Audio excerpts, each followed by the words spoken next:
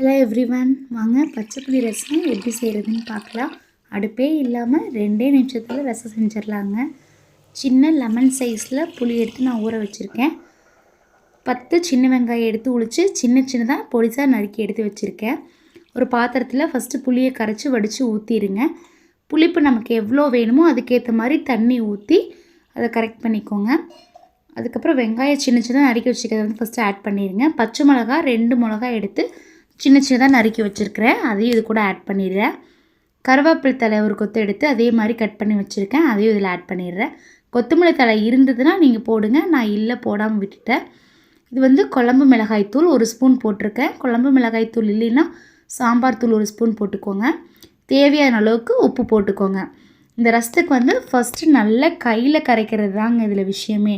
நல்லா அந்த வெங்காயத்தையும் பச்சை மிளகாயும் நல்லா கையில் கரைச்சி எடுங்க.